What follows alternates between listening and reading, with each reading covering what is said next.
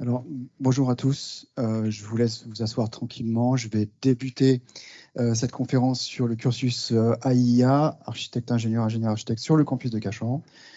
Ma collègue de la com me dit s'il y a des questions, il n'y a pas de problème, j'y répondrai.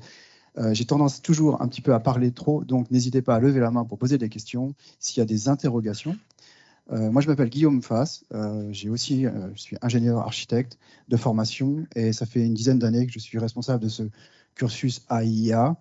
Dans un premier temps, je vais essayer de balayer un peu l'ensemble de la formation pour dire pourquoi ce cursus, pourquoi ne pas être que architecte ou que ingénieur, pourquoi le rapprochement entre nos écoles et avoir un peu une dynamique prospective par rapport à l'avenir, parce que c'est des formations qui évoluent beaucoup suivant le contexte du BTP. Ce qui est normal, et après avoir une approche un peu plus opérative pour vous montrer un peu qu'est-ce que vous allez étudier, comment ça se passe, la relation avec les écoles, et finalement au quotidien, chaque étudiant, comment il va travailler. Alors à chaque fois, je commence un petit peu dans l'amphi, bien garni, merci beaucoup. Est-ce qu'il y a des gens qui sont déjà en prépa? Voilà, toujours un peu minoritaire. Bonjour à vous, bon courage en prépa pour le concours. Et ensuite, je pense qu'il y a beaucoup de bacheliers qui souhaitent avoir des infos sur le parcours AI.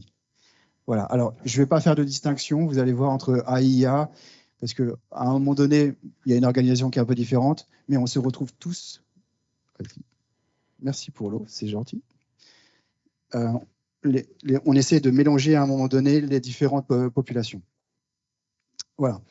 Alors, avant de parler des partenaires, ce que je n'ai pas écrit dans la présentation, en France, c'est un peu un contexte qui est assez spécifique. L'ingénierie et l'architecture sont divisées. C'est né à partir du XVIIe siècle. Avant, il y avait des collèges d'architecture, de l'ingénierie qui étaient vraiment assimilés. Et au début du XIXe siècle, pour être précis, au début aussi du XXe, il y a eu une scission très forte entre le monde de l'architecture et le monde de l'ingénierie. Il y a deux entités extrêmement importantes.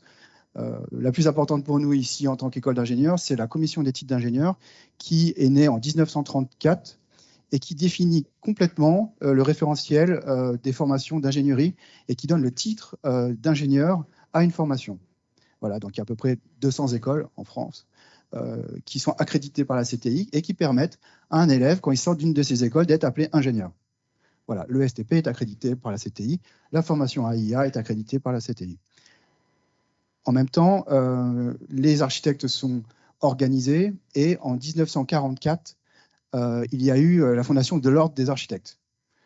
Et c'est exactement le même dispositif, c'est essayer d'encadrer finalement les professionnels et la profession d'architecte, puisque jusqu'à ces deux dates, 34-44, tout le monde pouvait s'appeler ingénieur, tout le monde pouvait s'appeler architecte.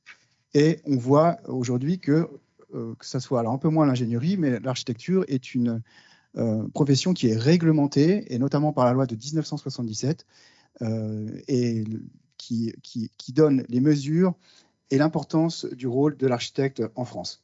Alors, encore une fois, on est un peu différent de ce qui se passe en Europe, puisque quand on va en Suisse, au Japon, aux Pays-Bas, il y a un département d'ingénierie, et puis après, les élèves, tous plus ou moins un cycle licence qui est similaire, et après on choisit, on va être architecte, ingénieur, ou alors les deux.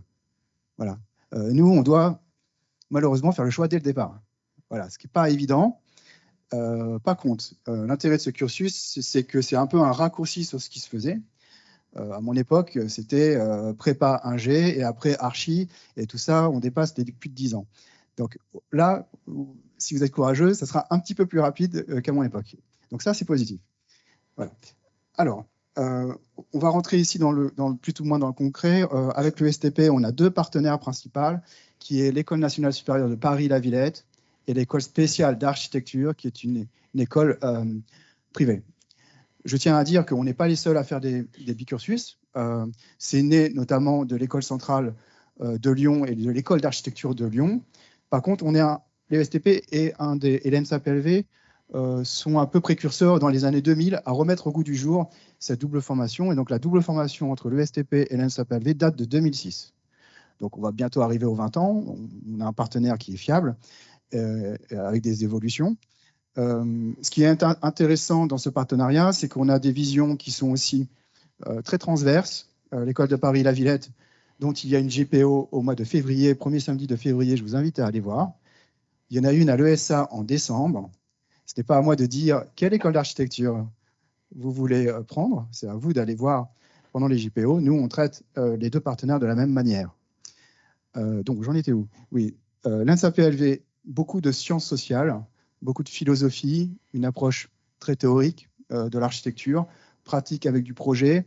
L'ESA, c'est une école, alors l'INSA-PLV, c'est à peu près le même nombre d'élèves, 3000 élèves, plus de 200 profs. Ici, on est à peu près dans l'équivalent. L'ESA est une école, je dirais, plus modeste, à peu près 800 élèves, 700-800 élèves, avec plutôt une approche par petite promo. Une promo à l'INSA-PLV, c'est 260 élèves. À l'ESA, vous êtes moins de 100. Donc, il y a un rapport qui est un peu différent dans la pédagogie et dans le rapprochement entre les enseignants et les élèves. Donc, c'est aussi ça un choix dans les écoles d'archi. C'est qu'est-ce qu'on y enseigne et aussi quel est le rapport entre la pédagogie, l'enseignement et le contenu des formations. Voilà, donc deux partenaires. L'ESA, c'était à partir de 2015 parce qu'on voulait faire évoluer notre offre de formation et le contenu des formations côté architecture. Nous, à l'ESTP, on garde exactement le même programme d'ingénierie, que ce soit l'INSA-PLV et l'ESA, on fait le même programme. Voilà, on ne les différencie pas. Alors, vous avez sans doute peut-être entendu parler du bachelor à 3. Voilà. Donc ça, c'était une autre approche aussi, puisque ici, vous vous engagez tout de suite pour 5 ou 7 ans. On vous demande de faire un choix qui n'est pas évident. Et donc, le bachelor était intéressant à 3 parce que après le bac, vous pouviez faire un cycle de 3 ans et après ou pas, il y a eu la question, continuer ou non. Alors, je tiens à répondre à la réponse de mon collègue, c'était vous qui avez posé la question, il me semble, sur la continuité des études. Alors, on est un peu en transition avec l'ESA parce qu'on est en train de reprendre un peu les organisations et la clarification des offres à la fois sur Cachan et sur 3. Donc, on a besoin de savoir si les bachelors vont pouvoir continuer ou pas. C'est une question ouverte.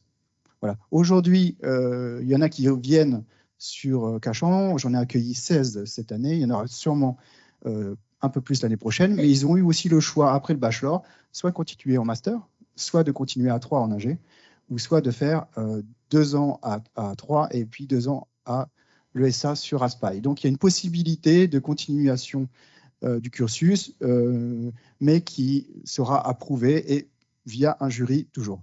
Donc, c'est une question ouverte. On ne peut pas répondre dès lors vous allez continuer ou pas. J'anticipe un peu. Alors, bon, ça, j'en ai un petit peu parlé des deux. Juste un petit détail. Cette scission ingénieur-architecte, architecte-ingénieur, elle est née surtout du partenariat avec l'INSA-PLV. La voie de tous ceux qui sont ingénieurs-architectes, un peu, c'était finalement de passer par la classe prépa. Il n'y avait presque aucune possibilité pour un post-bac d'être ingénieur un jour. C'est aussi le cas dans beaucoup de bicursus, autres, voilà, je n'en cite pas. Mais la voie que la Villette voulait mettre en place, c'est de dire on accueille vos ingénieurs, faire de l'architecture, mais on veut que vous accueilliez aussi nos cycles licences directement pour commencer le cycle d'ingénierie. Et donc, on est resté sur des quotas avec le même nombre d'élèves qui finalement sont recrutés via le STP et vont à la Villette ou à l'ESA maintenant. Et le contraire, on va recruter des élèves des écoles d'architecture et ils viennent chez nous.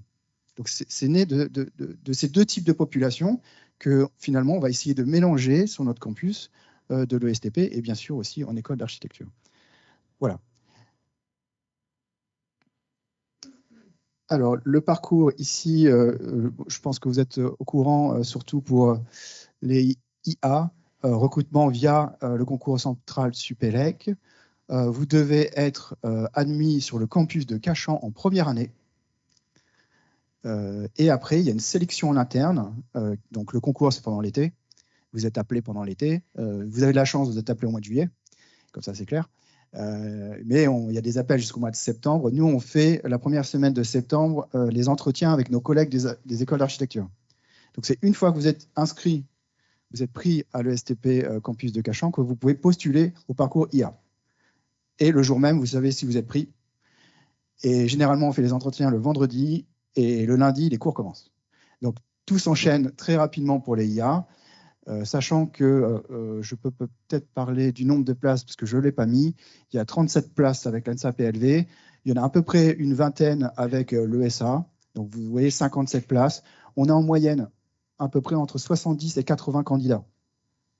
Donc, vous avez plus d'une chance sur deux, une fois que vous êtes à l'ESTP, de pouvoir rentrer dans ce cursus IA. Et la principale sélection, elle se fait au concours, finalement.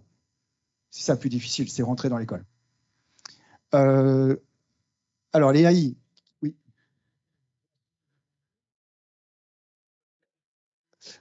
Alors, bonne question. On ne tient pas compte du classement au concours, sauf cas extrême pour départager certaines personnes. En 10 ans, c'est arrivé une fois. Nous, on considère qu'ils sont dans l'école. C'est nos collègues des écoles d'archi qui vont les sélectionner. Voilà, parce que on considère que c'est des bons scientifiques. Après, c'est les écoles d'archi, donc normalement, on ne regarde pas. Parcours AI, plus compliqué, car il y a beaucoup de demandes sur Parcoursup. Je crois qu'entre la Villette et l'ESA, on a eu plus de 4000 demandes. Alors après, entre la demande et le nombre de dossiers, c'est différent. 4000 demandes, à peu près 3000 dossiers à traiter.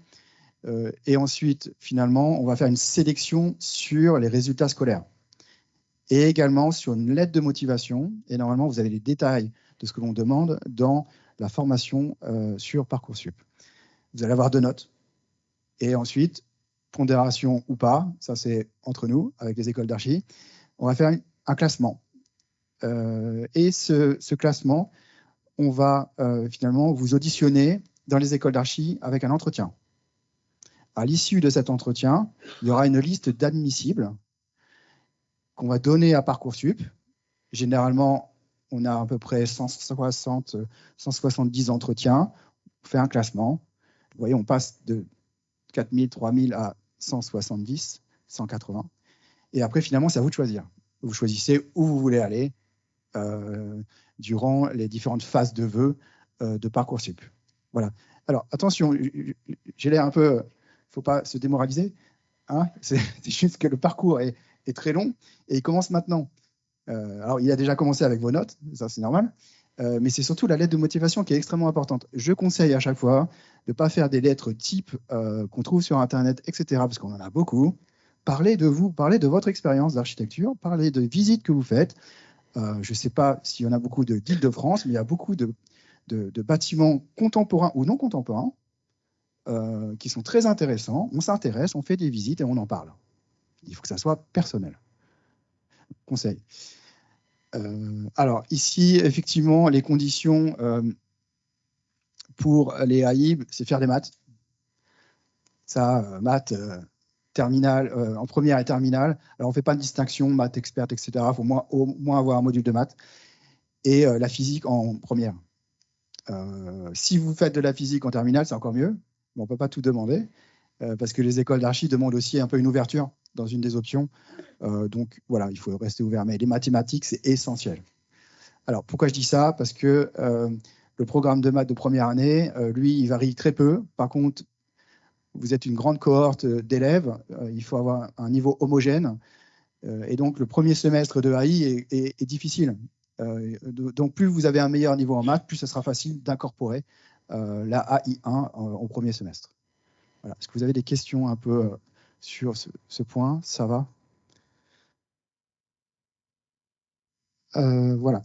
Ici, c'est un peu une évolution que l'on a. Alors, j'ai déjà parlé un peu du recrutement fixe avec l'ANSA PLV, 37 places IA, 37 places AI, plus ou moins variable avec l'ESA, puisqu'il y a plus de demandes en AI. Donc, nous, on accepte.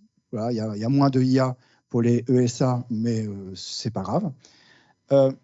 Ici, on part depuis l'origine de 2006. Vous voyez, on a commencé avec des cohortes de 10-10. Et aujourd'hui, on a des recrutements qui sont plutôt à 100 élèves par an, avec les écoles confondues. Et on a une évolution croissante de notre bloc d'élèves. Quand je suis arrivé, il y en avait 225. Là, on a dépassé les 500 cette année. Et je ne compte même pas 3. Sinon, on est à plus de 600. Alors, tout ça, je n'explique pas pour dire, voilà, il y a plein de AIA, c'est génial, etc. Je le dis parce que c'est important. Au début, vous étiez comme un double diplôme, un peu noyé avec les autres. C'était un peu différent, les archis, les ingés, on ne comprend pas pourquoi et vous êtes là, etc. Aujourd'hui, vous représentez presque un tiers de la promo en école d'archi. Et ici, vous avez une promo à vous seul. Donc, vous avez une part importante dans les deux écoles, 3 écoles, archi et ingé. Et surtout, il y a maintenant beaucoup de diplômés. Et ces diplômés, ils sont très actifs dans les différents métiers, dans les instances des écoles, mais également dans les associations. Et donc, voilà, il y a un réseau d'anciens qui commence à se mettre en place. Et vous avez accès à des types de métiers, on en reviendra, qui sont un peu particuliers, puisque vous avez acquéri un certain nombre d'années des compétences vraiment transverses. Voilà. Encore une fois, on n'est pas là, et je le dis toujours, pour faire des super archis ou des super ingés. Voilà. On a besoin d'architectes classiques, d'ingénieurs classiques. Par contre, de plus en plus, comme les projets sont complexes, il y a beaucoup d'opérateurs, on a besoin de gens qui naviguent un peu entre les différents domaines. Et donc ça, c'est vous, je l'espère, dans des futurs projets. Voilà, ça c'est simplement la répartition des différentes classes. Je vais passer. Alors, comment ça s'organise un petit peu? On ne va pas rentrer dans le détail des compétences, un peu trop. On a un plan qui est commun, ESTP, ESA, ESTP, NSAP, LV. On va prendre le programme d'ingénieur classique en 3 ans et le programme de licence master de chaque école d'archi. Et on va regarder les corrélations entre ces différents finalement, plans d'études. Il y a des choses communes, hein, la construction générale, c'est commun. Que ce soit ingénieur ou architecte, on fait la même chose. Par contre, c'est différent quand on fait un peu plus de maths, un peu plus de physique. Il y a beaucoup moins de sciences sociales ici à l'ESTP qu'en école d'architecture, c'est normal. Donc avec ça, on va mettre en place un syllabus, un plan d'études qui est un référentiel de compétences, basé sur un référentiel de compétences, et qui se traduit par des matières, des enseignements. Une partie des enseignements sera ici à l'ESTP, l'autre partie en école d'archi. Vous pouvez voir que le premier bloc, sciences numériques techniques de l'ingénieur, c'est ce que vous allez faire ici. Donc on part du principe que tout ce qui est technique, c'est l'ESTP qui doit vous l'enseigner, parce qu'on est mieux à même de vous l'enseigner. Donc les sciences fondamentales, la physique, la mécanique des milieux continus, et ensuite on va rentrer un petit peu plus dans ce qui est technique. Et ce qui est technique, c'est savoir dimensionner des structures suivant le matériau, donc c'est les eurocodes. Ça, on vous l'enseigne. Et après, finalement, du côté archi, c'est les autres blocs un peu plus. C'est architecture et société, outils de représentation, histoire. C'est tous les outils qu'on a besoin pour concevoir un projet. Voilà. On est un peu toujours dans un ingénieur conçoit, mais un ingénieur conçoit une structure, conçoit l'efficacité d'un bâtiment, mais à partir d'une œuvre d'un architecte. Voilà, le début, la genèse d'un projet, c'est l'architecte qui, dès le départ, avec un certain nombre de règles, aussi l'usage, le programme, la demande du maître d'ouvrage, va mettre en place un projet d'architecture. Et ensuite, l'ingénieur va aider l'architecte à le rendre, je dirais, possible, à le construire. Tout ça, dans les études, vous devrez tout faire. Et donc, on voit bien que le bloc le plus important du côté de l'école d'architecture, c'est ce qu'on appelle le projet d'architecture. Alors, c'est hérité un peu des beaux-arts. C'est un peu différent. Normalement, si ça vous intéresse un peu l'histoire, c'est toujours intéressant parce que l'évolution de la pédagogie change. Hein. À l'époque des beaux-arts, vous rentriez en première année, vous apparteniez à un atelier d'un grand professeur et vous faisiez toutes vos années dedans. En fait, le professeur, on ne le voyait jamais. C'était plutôt les anciens qui vous aidaient à faire des projets. Tout ça a beaucoup changé après la réforme de Malraux en 1968, où des unités pédagogiques d'architecture et l'ESA, un peu en marge, ont mis en place une pédagogie plutôt par atelier d'architecture chaque année, chaque semestre, sur une journée de la semaine. Donc vous aurez un atelier d'architecture chaque semaine avec un couple de professeurs et vous allez sur différentes thématiques devoir faire de la conception. C'est le moment le plus important de la semaine côté archi.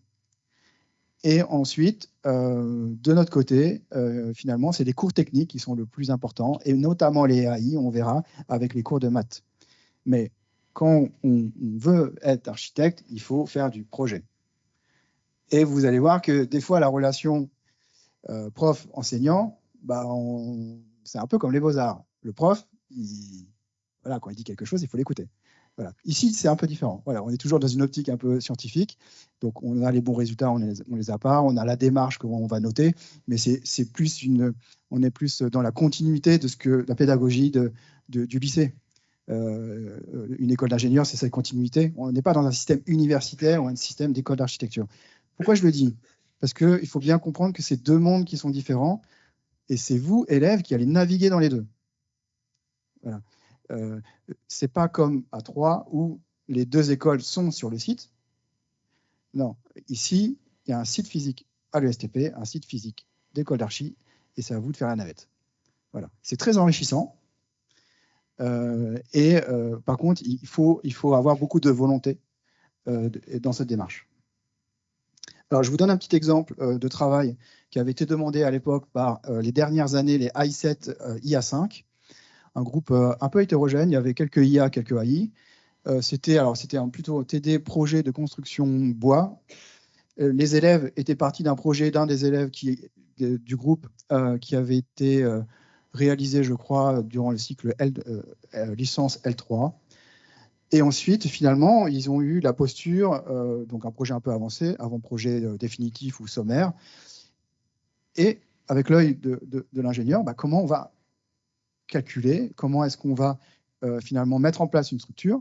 Alors, je ne montre pas tous les slides, c'est un peu une synthèse, mais ça vous donne un peu voilà, tout le travail qui est fait, le travail de projet avec les plans, les différentes façades, et à chaque fois, une intention de structure, une attention sur les détails, et après, une attention sur les prédimensionnements de certains éléments. Donc là, on a le contexte, ici, très rapidement, dans un milieu urbain. À partir de la volumétrie, vous voyez du projet tel qu'elle était. La première chose, c'est de mettre en place des trames finalement de structure pour contrôler un petit peu les entr'axes, le sens des planchers. On travaille ces intentions, on sait que c'est référé à un certain nombre de systèmes constructifs, donc on a une approche déjà de dimensionnement.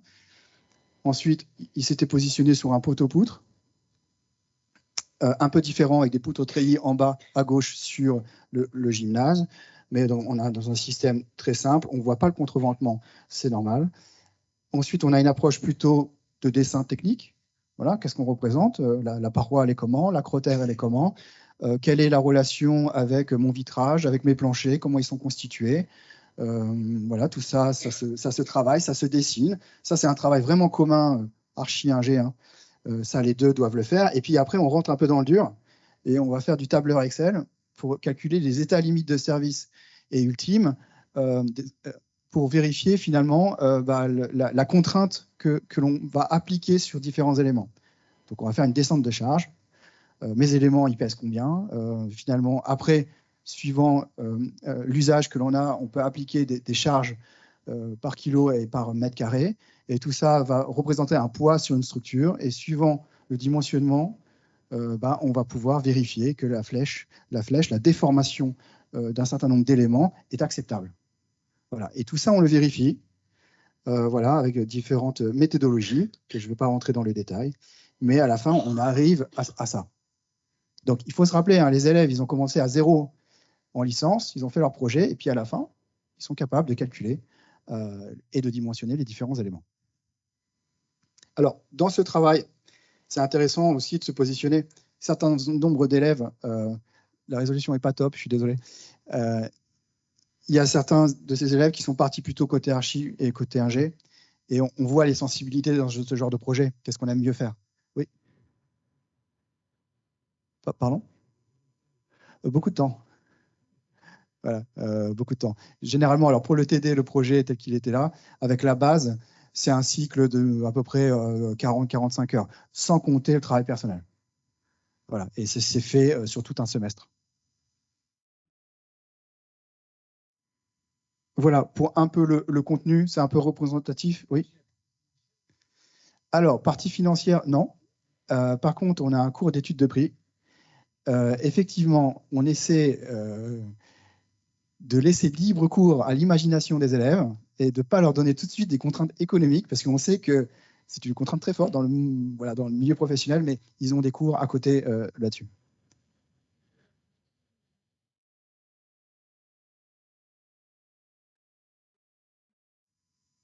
Alors, il y a certains cours de management de projet en dernière année qui est dans le bloc de sciences humaines et qui fait partie du bloc, j'en ai pas tellement parlé, études de prix, aussi études des marchés, management et tout ce qui est droit de l'urbanisme, etc. Il y a un bloc qui est spécifique à ça. Après, le management de projet, dans cours de projet, ils vont l'apprendre. Voilà. Alors maintenant, la variation, ça c'est le nouveau cursus grandes écoles de l'ESTP validé par la CTI. Vous voyez, on a une première année classique, tronc commun, sciences fondamentales. Ensuite, on a un bloc normalement de tronc commun et de parcours thématique et une dernière année qui est plutôt des options. Voilà, c'est tel que le cursus classique d'ingénieur est fait. Donc, nous, on a essayé de l'interpréter et de l'adapter finalement au cycle licence-master des écoles d'architecture. Ça, c'est tout nouveau. Hein, on a mis ça en place cette rentrée. Dans un premier temps, vous voyez, en orange, on va attribuer ce qui était anciennement la spécialité bâtiment, on va la reprendre pour construction durable. Donc, les élèves AIA n'auront pas le choix du parcours thématique parce qu'on ne va pas faire des travaux publics et faire des routes. On va se spécialiser quand même sur le bâtiment. Donc, vous allez faire cette option thématique, parcours thématique, pardon, de construction durable. En option aussi, vous aurez l'option bas carbone. Comment faire un bâtiment bas carbone. Déjà, comment est-ce qu'on va répartir les classes Ça, vous voyez tout à gauche. Alors, c'est plus pour les AI. Si vous êtes IA, il faut vous projeter en AA. Le principe, c'est qu'il y a une prépa intégrée durant le cycle licence. Donc, vous êtes pendant 3 ans ici avec nous pour vous préparer à la première année d'ingénieur. Donc, c'est des maths, de la physique, des probastats, un peu de cours de mécanique du milieu continu. C'est une approche un peu abstraite qui va être plus quantifiable quand on va faire un petit peu de mécanique du solide et un peu de statique. Voilà. Et dans ce schéma-là, vous êtes un peu indépendant, vous les AI. Donc, il y a deux classes de AI1, La Villette et ESA, vous êtes séparés. Alors ça, c'est voulu parce que les modes de recrutement ne sont pas les mêmes et donc les niveaux sont un peu disparates. Donc pour amener tous les élèves au même niveau en AI2, on vous prend deux classes séparées et à partir de la AI2, on vous mélange PLV, ESA dans la même classe et AI3 de la même manière. Ensuite, en première année d'ingé, ceux qui ont réussi, ils viennent en AI4 et vous êtes mélangés avec les IA1 qui, eux, viennent de prépa. Alors attention, là, on commence à mélanger les populations. C'est normal, les IA vont être plus rapides en sciences. Par contre, les IA, eux, vont commencer l'archi. Et alors que les AI, eux, auront déjà 3 ans.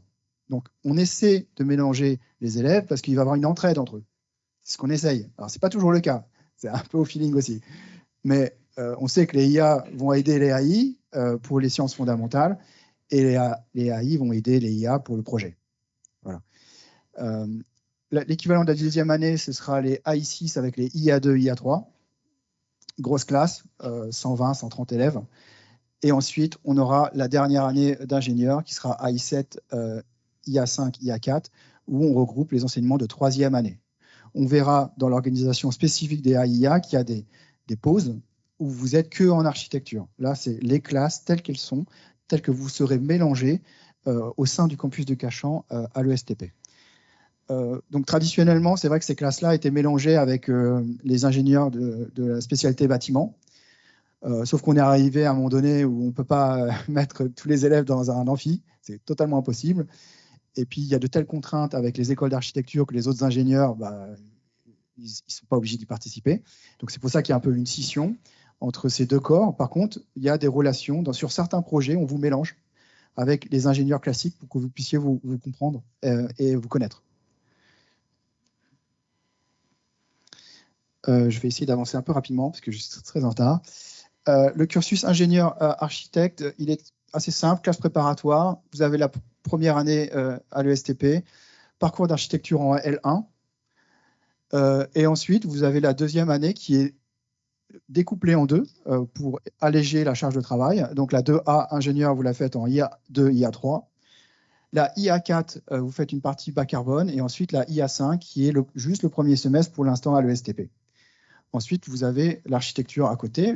Même chose, ESA et NSAPLV pour le cycle licence. Et vous voyez qu'il y a une petite différence entre l'ESA et l'ESTP et la Villette pour le cycle master. Donc, vous aurez une mobilité à faire avec l'NSAPLV en même temps que le bas carbone dans une université partenaire où on peut valider les deux.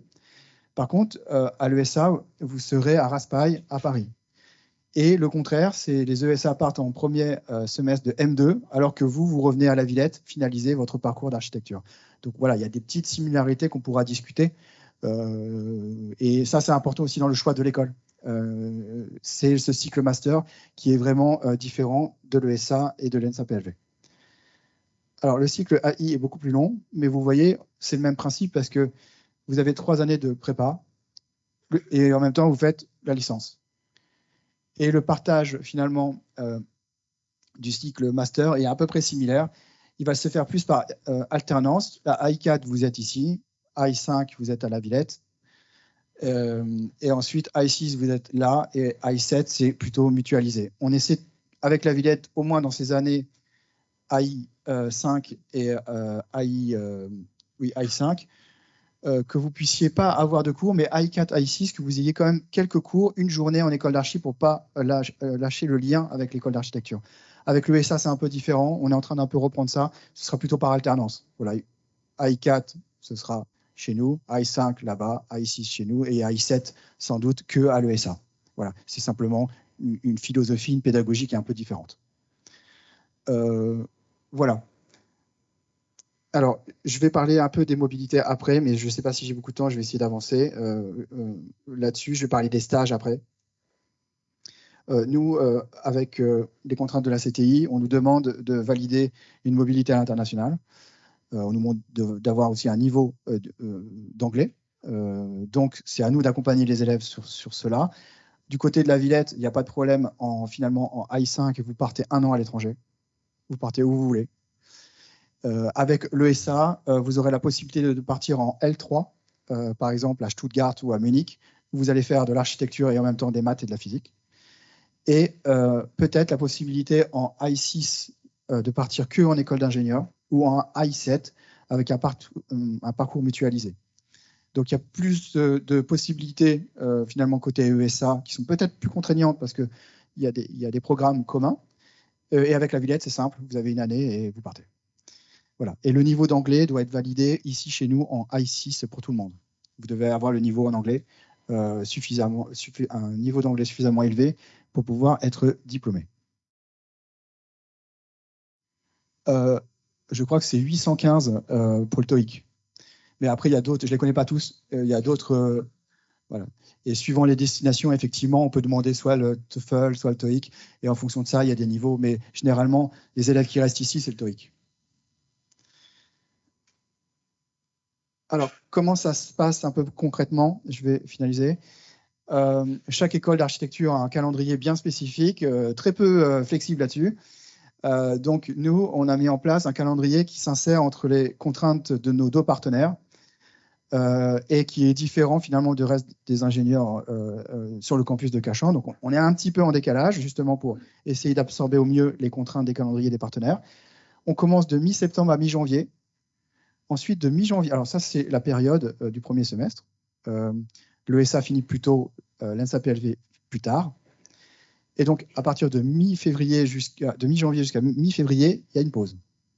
Ça permet à certains élèves de l'ESA de faire des stages. Ça permet à la Villette de valider le projet d'architecture, la soutenance, sans avoir de cours à l'ESTP. Ça permet aussi de faire des voyages de promo. Vous partez en promo des fois en voyage, faire des visites d'architecture. Ça se passe au mois de février. Et il y a une petite période de rattrapage, mais voilà, c'est une pause importante dans l'année. Ensuite, le deuxième semestre de fin février à mi-juin, c'est la même séquence que le semestre d'automne, avec des examens. Pareil, l'ESA finit mi-juin et la Villette finit plutôt en juillet, donc il y a un décalage. Et nous, suivant l'ESA ou l'ENSA-PLV, on peut donner des conventions de stage et vous commencez votre stage. L'été, c'est la période où on fait des stages. Voilà. Vous allez voir qu'il y a des possibilités de faire beaucoup de stages dans votre cursus. On essaie que vous en ayez à peu près un tous les ans. Suivant les écoles d'archi, vous en avez plus à l'ESA qu'à l'ENSA-PLV. D'une manière hebdomadaire, on a mis en place aussi des séquences où, là je vous montre les premières années, mais c'est le cas pour toutes les écoles, pour toutes les années, suivant les écoles d'archi, vous voyez, vous êtes à l'ESTP ou vous êtes en école d'archi. Donc, les IA1, on a essayé de regrouper. Vous avez 2 journées pleines à l'ESTP et une demi-journée. Et ensuite, vous êtes en école d'architecture. On a essayé d'éviter que vous preniez le train pour aller à la Villette le plus possible. Mais bon, on n'a pas encore réussi. Mais vous voyez que c'est divisé. Il y a 2 journées et demie à l'ESTP, 2 journées et demie à la Villette. C'est du 50-50. En AI1, vous avez une demi-journée de maths par semaine. Et ou pas, on essaie de libérer le jeudi pour que vous puissiez réviser vos maths. Donc là, c'est le cas avec l'ENSA-PLV. Avec l'ESA, il y a encore un micro-cours qu'on va essayer de déplacer pour que vous puissiez avoir une journée de cours TD et une journée pour réviser les maths. Alors, on sait que vous débordez un petit peu dessus avec l'archi, mais c'est important d'avoir cette demi-journée pour dire j'arrête un peu l'archi, je travaille mes maths et j'avance sur le programme de l'ESTP. Voilà. Et ça, ce sera comme ça chaque semestre et tout au long des 5 ou des 7 années finalement de votre cursus. Je vais finir avec les stages plus ou moins. Alors, tous les stages obligatoires, avec la CTI, on nous demande 28 semaines de stages cumulés dans l'ensemble de votre cursus d'ingénieur. Donc, on a pris en charge le nombre de semaines que vous faites en école d'architecture, le nombre de semaines que vous faites à l'ESTP, pour qu'on arrive à plus ou moins 28, 29. On a fait 29, comme ça, la CTI ne peut rien nous dire. Et donc, voilà, suivant que vous êtes IA ou AI, vous allez faire un type de stage un peu différent. Stage, je ne vais pas rentrer dans le détail, vous avez plutôt des stages de première pratique en école d'architecture. Donc, vous allez voir ce qu'est un chantier. C'est équivalent à notre stage ouvrier. Il faut aller sur le chantier. Voilà. Qu'est-ce qu'un chantier? Comment travaille un ouvrier? Comment travaille une équipe? Ça, c'est la base du métier dans le BTP. On doit y aller.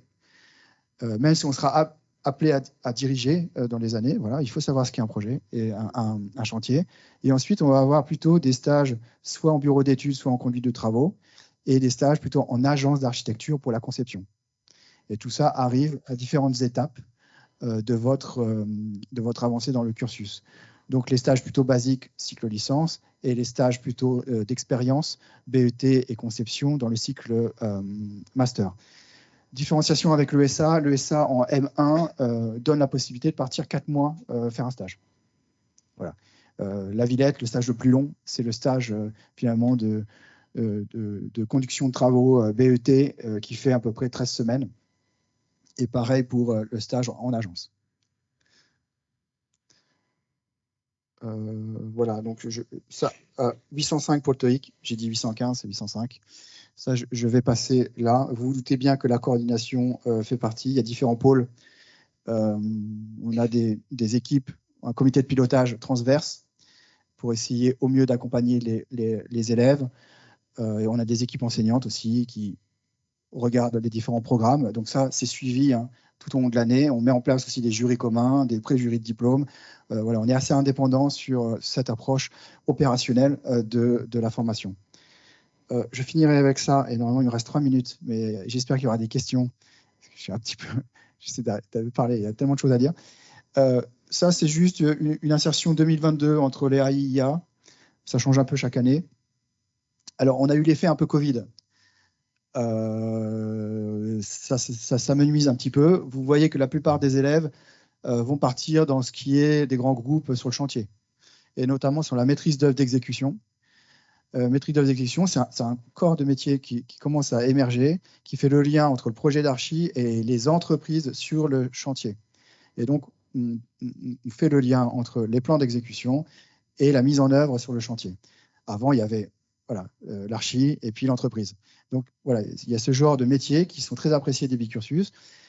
Ensuite, il y a beaucoup de, en bleu, vous voyez tout ce qui est conception architecturale, c'est plus d'un tiers.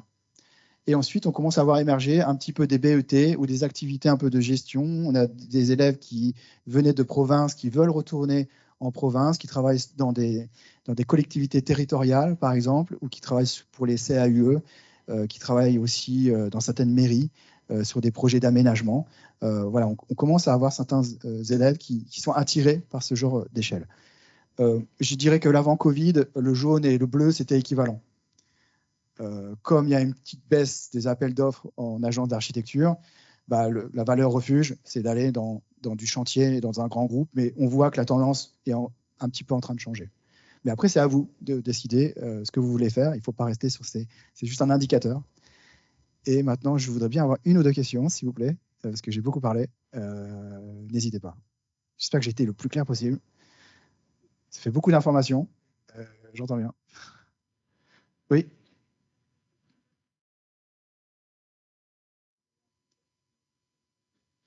Alors, pour les types de diplômes, que vous fassiez le parcours IA ou AI, c'est exactement la même chose.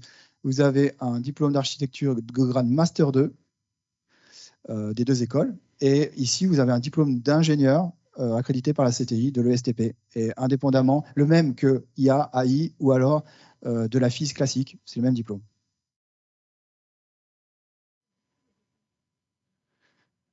Alors, diplôme reconnu à l'international, ça se fera toujours par équivalence.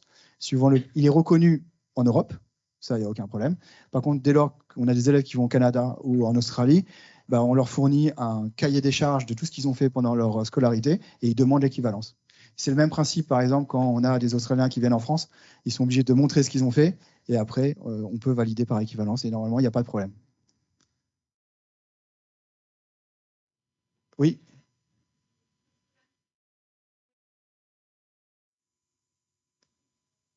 alors, presque. Euh, J'en parle jamais parce que normalement, c'est pas mon rôle d'en parler.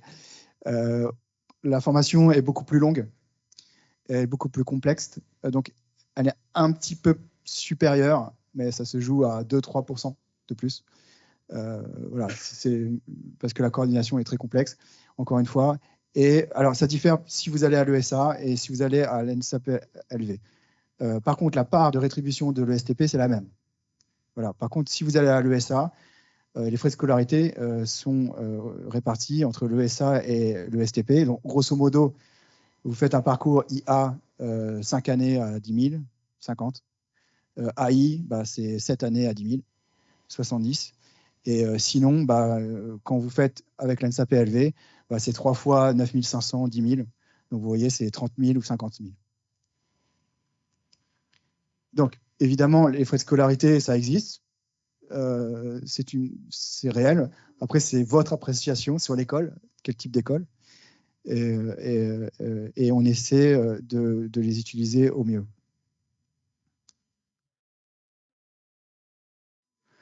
Alors, classe préparatoire. Alors, si vous faites une classe préparatoire, pour ceux qui y sont déjà, alors désolé, on recrute en termes de proportion plus de MP. Voilà, MP, c'est la grosse cohorte. On a des quotas, c'est MP, après c'est PSI, et après il y a aussi physique technique, il y a PC. Et aussi, il y a aussi des élèves au recrutement sur titre, donc des gens qui viennent aussi d'IUT, d'ATS que l'on recrute. Et j'en ai chaque année quelques-uns. Donc, ce n'est pas fermé. D'ailleurs, on a une dizaine de places et à chaque fois, on n'arrive pas à avoir cette dizaine de places. Donc, s'il y en a certains qui veulent faire un bachelor ou qui veulent aller à l'université avant et venir en équivalence, pas de problème. Oui.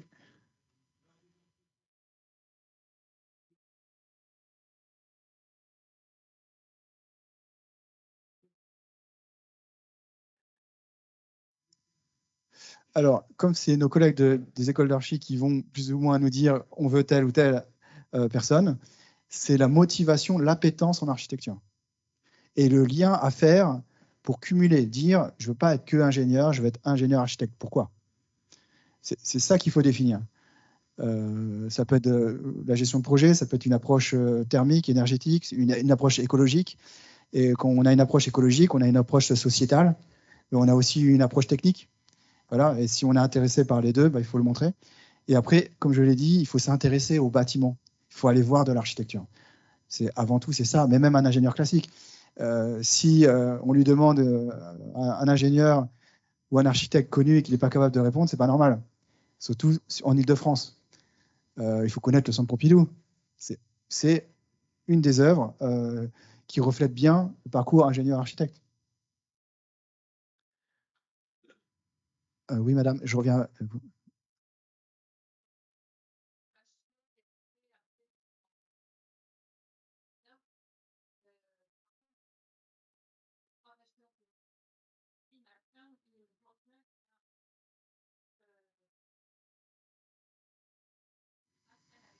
Oui, alors jusqu'à maintenant, c'était impossible.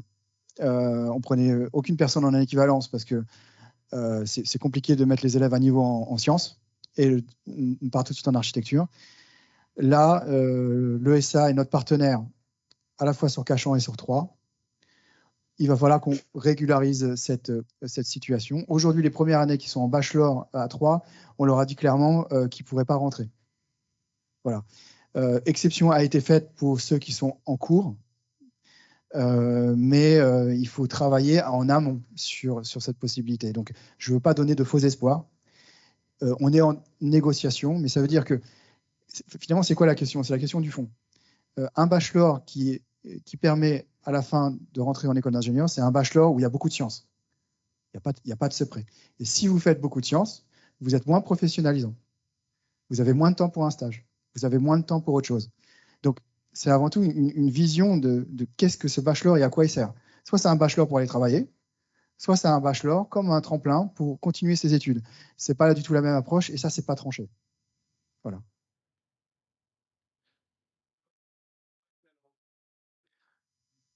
Ça, il faut demander à ma collègue. Oui, il y aura, effectivement, il y aura ça. Je vous laisse répondre.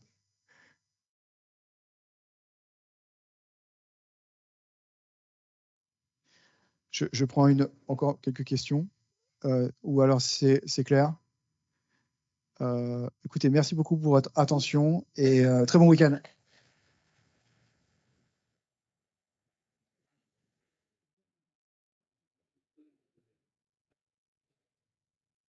Au revoir. Au revoir.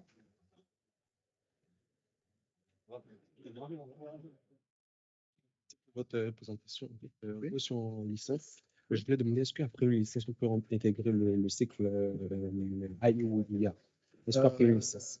Si vous avez déjà fait une licence, il faut que vous postuliez en première année d'ingé Ok, et vous prenez le parcours IA. ok, IA. C'est plus simple. Ok, Donc, il faut vous rapprocher du service recrutement ok. pour voir quelle est la méthode de sélection pour les licences.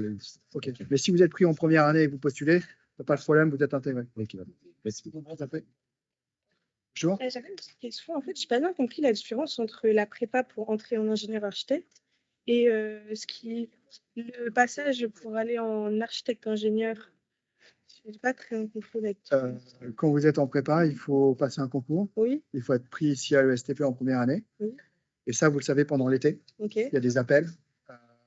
Et une fois que vous êtes dans l'établissement l'été, il y aura une sélection en septembre avec des collègues des écoles d'archi. Et c'est à ce moment-là où vous pouvez dire, moi, je veux aller en IA. Ok. Voilà, c'est cette transition qui se fait, mais il faut être déjà reçu au concours. Du coup, on commence avec directement en première année de l'architecture, mais et on fait quoi Des maths, c'est une prépa intégrée qui est listée sur le cycle licence. C'est ça que je Donc, vous vous positionnez, est-ce que je veux aller en prépa ou pas, ou alors je veux commencer l'archi tout de suite et je choisis le parcours AI.